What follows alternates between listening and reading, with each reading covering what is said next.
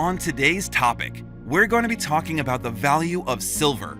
As we all know, silver is very rare, and along with gold and 6 platinum group metals, belongs to a group known as precious metals.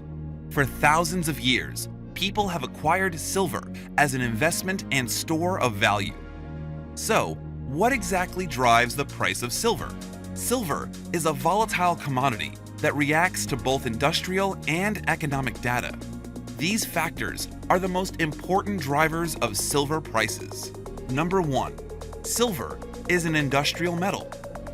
Approximately half of the silver that is mined each year gets used in industrial processes.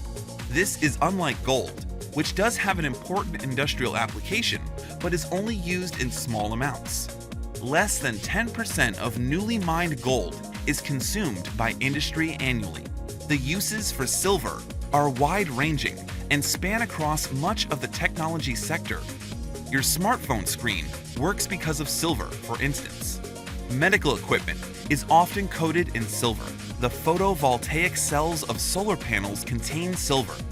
Many traditional industries also rely on silver. It coats mirrors, helping give them their reflective surface. Silver has long been a key component in photography. Aside from its presence in many electronics, silver is also used in certain long-life batteries. Number 2. Silver has unique monetary properties. The prime example is how silver have naturally lent themselves to being used as money. Silver is among the only elements that has been known by humankind since antiquity.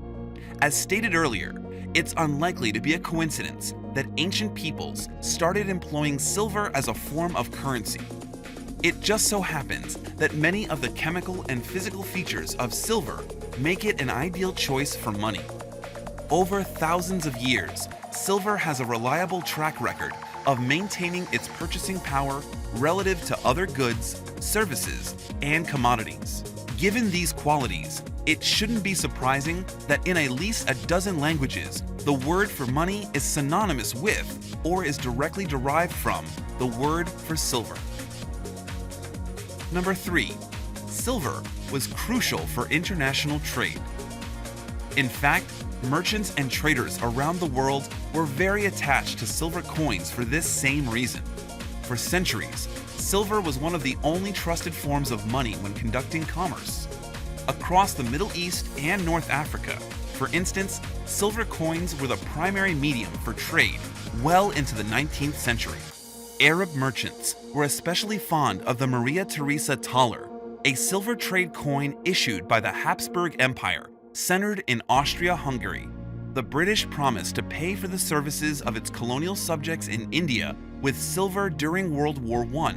Indeed, it sourced some 270 million silver dollars from the United States to do so, because silver was the only form accepted by the Indians.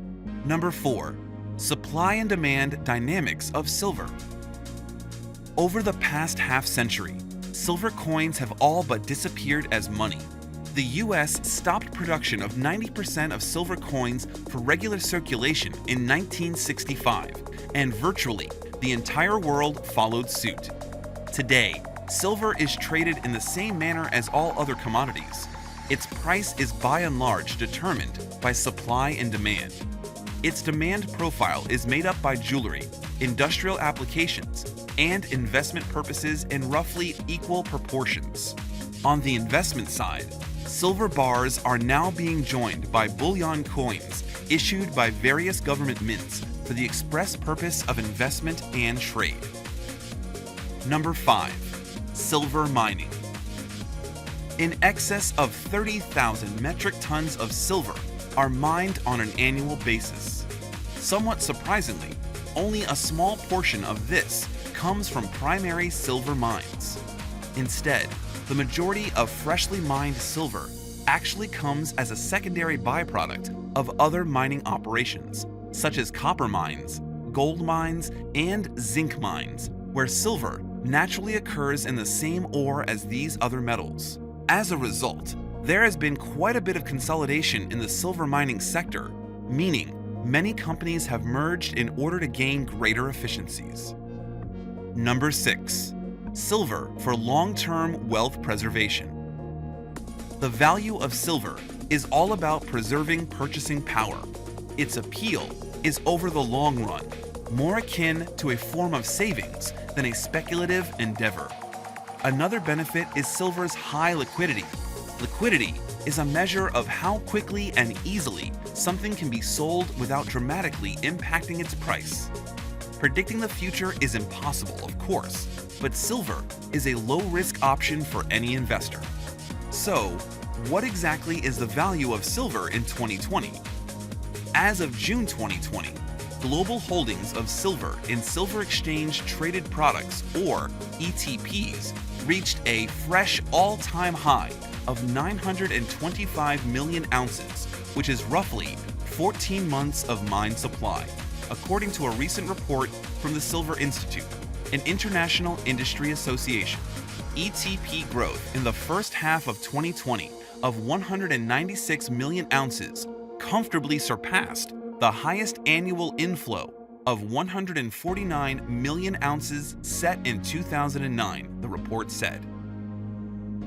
Let's compare silver with gold on a gold to silver ratio.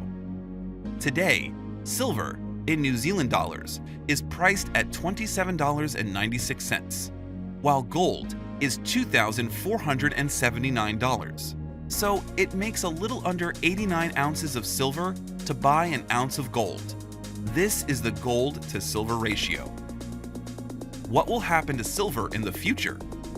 While the CEO of First Majestic Silver is one of just a few saying that silver is poised to reach a triple-digit price, there is support for Neumeyer's belief that the metal is undervalued and that ideal conditions are present for silver prices to rise. These conditions include low interest rates, overvalued markets, and a monetary system overcome with indebtedness.